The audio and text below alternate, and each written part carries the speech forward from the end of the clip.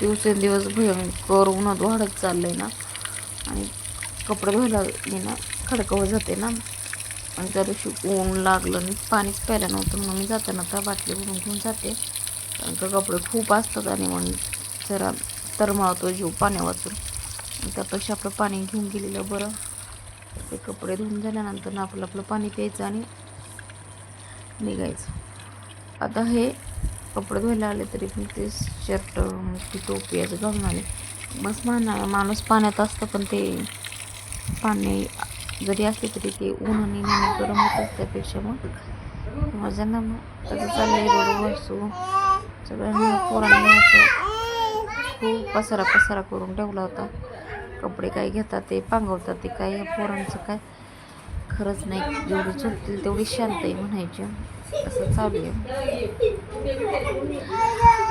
मिनटं तर एकमेकांशिवाय जमत नाही, बांधल्याशिवाय तर होत एवढं सगळं होतंय. खूप वेळाने घेतात, मारतात. आता बोलता मारतील काय करतील काय, असंच चालू असतं त्यांचं. चालायचं, शेवटी लहानच पोरं आहेत त्याच्यामुळे काय नाही. काय गावभर आणि खूप त्रास बंद व्हायची बरी, बंद म्हणजे खूपच भयानक त्रास देतात. म्हणजे नाटा पण इकडून तिकडून पाहते.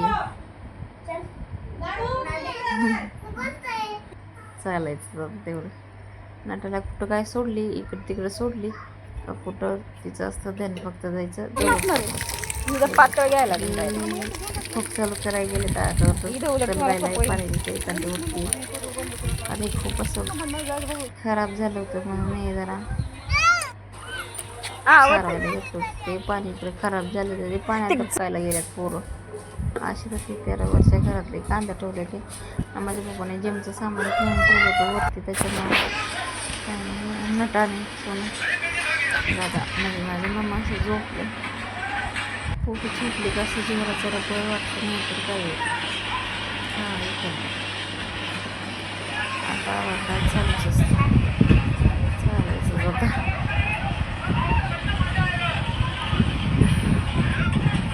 झोपली एकदम झोपतात एकदम आणि उठली तर उठली. हा काही दिवस तिथं राहणारी, कारण का याच्या सोडावाच लागणार. नटा धरते त्याला आणि लोंबकळते त्याच्यामुळं. आता ह्या मंदिराची फाउंडेशनच्या बाळा आल्या होत्या ॲग्रीची माहिती देण्यासाठी. माहिती आणि ॲग्री दुग्धविषयी आणि माहिती देणार होत्या, आल्या होत्या. ट्रेनिंग घेतलं, 5-5 बी दिले.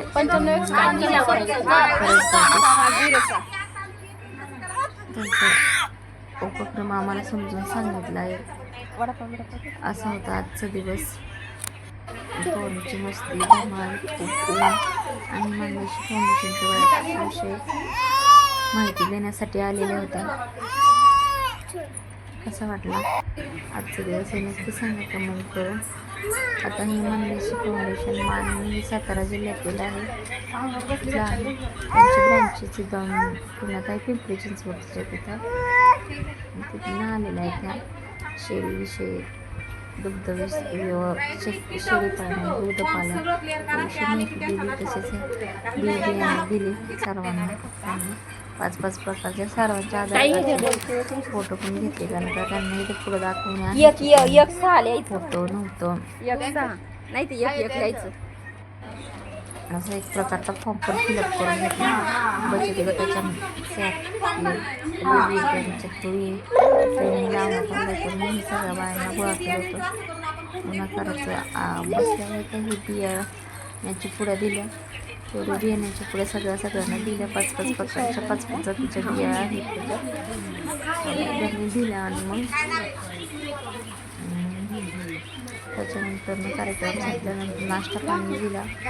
नाश्ता पाणी झाल्यानंतर वडापाव दिलं होतं त्यांनी नाश्ता.